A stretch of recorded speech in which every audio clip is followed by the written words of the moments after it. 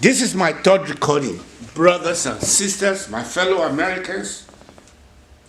So, greasing of the wheel, greasing of the hands of the wheel. That's what this one is, and it's 12, 11, 3, 2, 2, 1. So what it is that the greasing of, I'm saying this, and I'm going to bring that out because in the same brother station, the woman who also brought the issue up of how we in Nigeria don't, he said we have been cornered, we have fear factor, and we are dark, and we are mentally ill. She was also the one that brought the issue up a day before that is what I'm polishing up right now. That's what she brought up. But I think, like I said before, people who are working in that Nigeria watch are capable of running as cabinet members in the United States. If in the United States or in Canada or in Britain or in the whole of Europe, those people who are in the Nigeria watch, it's not unlikely that they're going to call one of you guys to what you call a ministerial position. If my boy run for the for mayor of Birmingham, mayor of London, like the way that boy, the first Muslim ran, Kevin Edigin is possible to get the mayoral position. And if he doesn't run there, we're going to look for a way to bring him into the women who are going to be the people that we're going to be pursuing to become president. Back again, let me quickly recycle. That woman said it, that when paint the picture out, and I was so glad she painted it out. And this is my addition to what she was saying. And I did told a friend of mine yesterday that one. And what I'm saying is that what she said was, or what I saw happen in Nigeria was, I believe that Shagari must have wet his own pocket to be able to get those senators and the House of Representatives to pass that bill for the River Basin Development Authority to set it up, putting that money, the bounty. Those House of Representatives, those House of Senate must have wet their pocket. So when the fund now came to the River Basin, the board members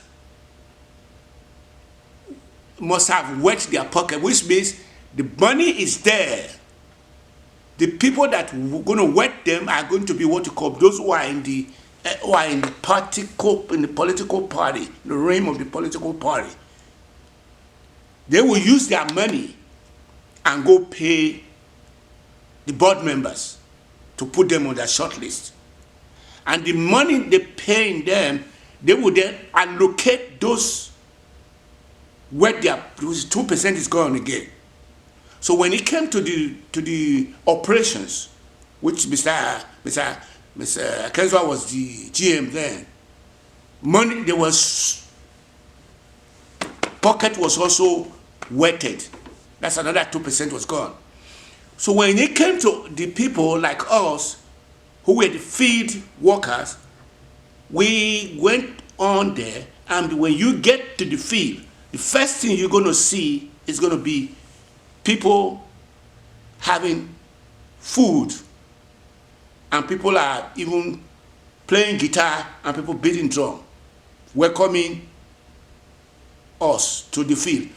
Some of them got really disappointed because the people they're seeing coming in are really raggedy and little kids. And they'll say, wow, I thought people were going to come in here were going to be people who are wearing suits, who are dressed like Babalawo, Agbada, But that's not what they saw. So what they would do is to give an envelope to one of those people who were working with us.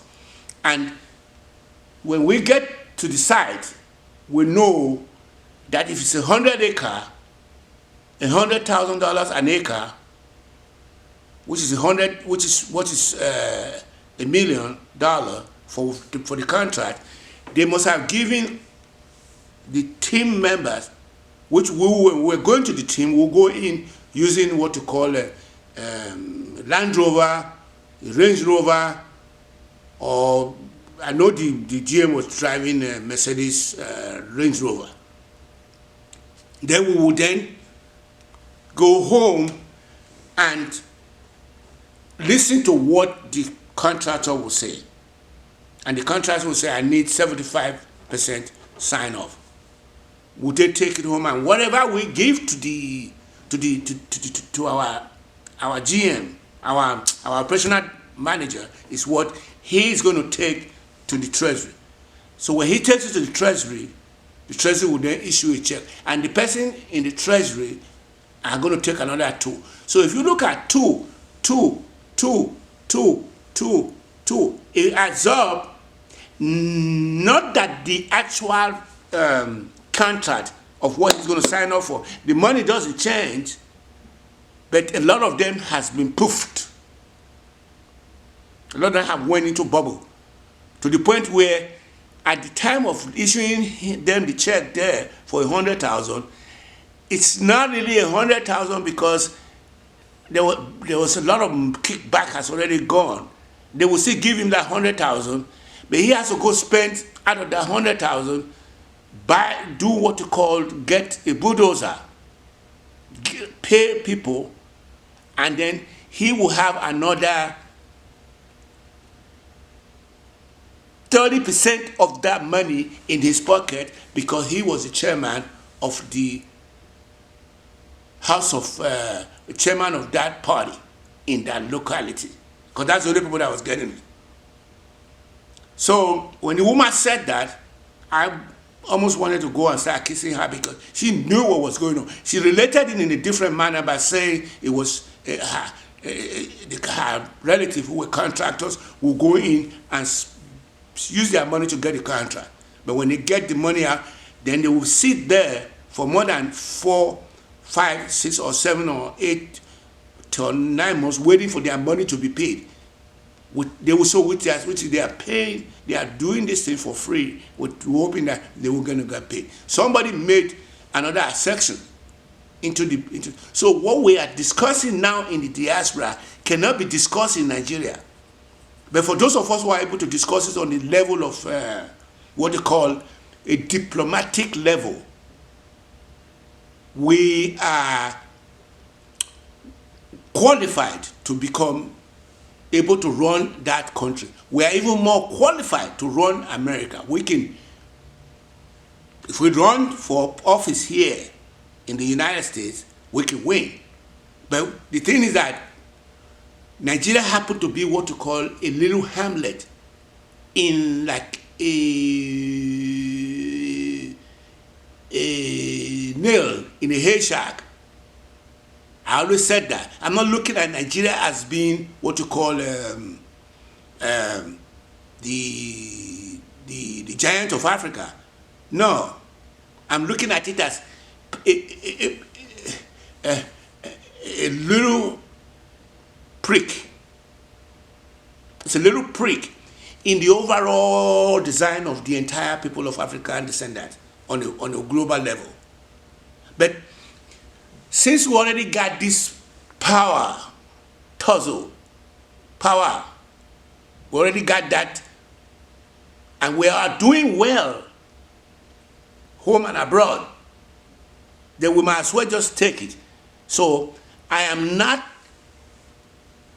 particularly big on the issue of Nigeria, but I had to deal with the way it is.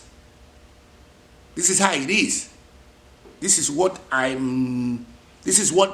the hands I am dealt, and I'm going to have to make it in such a way that I'm able to polish it like a germ, like what you call like a silver, polish it so that it will now be able to sell to the entire world. That was what that recording was saying. The recording was talking about the fact that when we have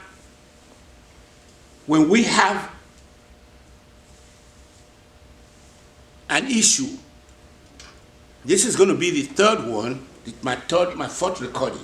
Let me write that one down again. This is going to be my fourth recording. 12, 20, that would be 4, 2, 3, 2, 1. So, emi oko, aheri wa, wọ́n para wọn o, emi oko, kọmúradó rẹ̀ lu Èkó, wọ́n fẹ́ lọ kọ́ dókítọ̀, àwọn pékeré lu òyìnbó, wọ́n fẹ́ lọ kọ́ lọ́yà, omi ṣe o, good morning o, how are you rẹ, I'm alright, mama wake up, say good morning o, how are you rẹ, I'm alright o, pẹ́pẹ́yẹ ìkòsíjú odò, òun bẹ́lẹ̀ mo ṣeré. Kọmúra dóńdóńdó, kọmúra dódódódó, kọmúra dódó dáràn. Àgbà dódódódó, àgbà dódódódó dáràn. Ebáìdé, òwe báìdé, òwe báìdé rágbọ́nù rẹ̀ o, rágbọ́nù rẹ̀ o. Owó mi ó yá nàrí wa gbé bó, ó yá náà o, ó yá ní ìṣẹ̀lẹ̀kẹ̀. Obiade